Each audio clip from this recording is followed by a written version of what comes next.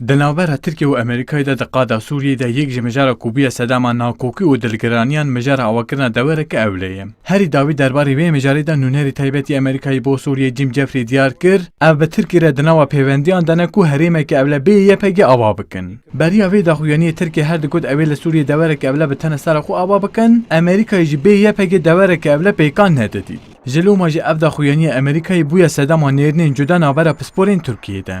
Li gorî hem pisporan ji bo kobertekên dijî biryara Amerîkayê ya li ser girên colanê de zêde nebin, Amerîkayê daxuyaniyeke wisa daye, lêbe li tu bingeha rastiya vê daxuyaniyên hîne. Amerika Birleşik Devletleri'nin mevcut politikasında Di polîtikaya Amerîkayê ya derbarê Sûriye û YPG'de guherîneka radîkal xuyanake. Bi daxuyaniya dawî, armanc ew e ku Tirkiye dijî Amerîka û İsraîlê bertekên xwe zêde neke. Ji ber ku bi biryara Amerîkayê ya derbarê girên Golanê de ku gotibû ev deveriya İsraîlê ye, Tirkiye bertekên tund nîşan dabûn. Niha jî dixwazin dilê Tirkiye xweş bikin. Lêbelê Amerîka heta ku li Sûriye be, bê YPG planek an jî devereke ewle ava nake.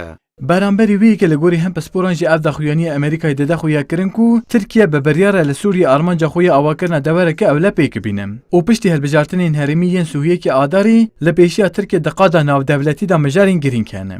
Türkiye çok ciddi bir şekilde hem Rusya Tirkiye bi awayeke ciddî bi Rusya, İran û welatên din re li Sûriye avakirina dewereke ewle diaxive û bi biryare Amerîka jî wê yekê dibîne. Her çiqas armanca daxuyaniya Jeffrey ji Rusya û İranê dûrxistina Tirkiye be jî, lê di rastiyê de Amerîka hêdî daxazên Tirkiye tîne cî. Piştî hilbijartinan, mijarên navbera her du welatan dê bi berfirehî bênaxaftin.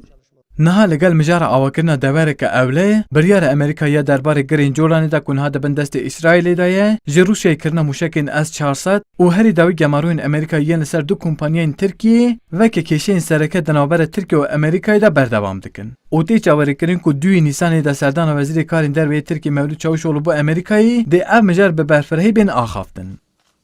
Vural erişmiş. Kurdistan 24 Ankara.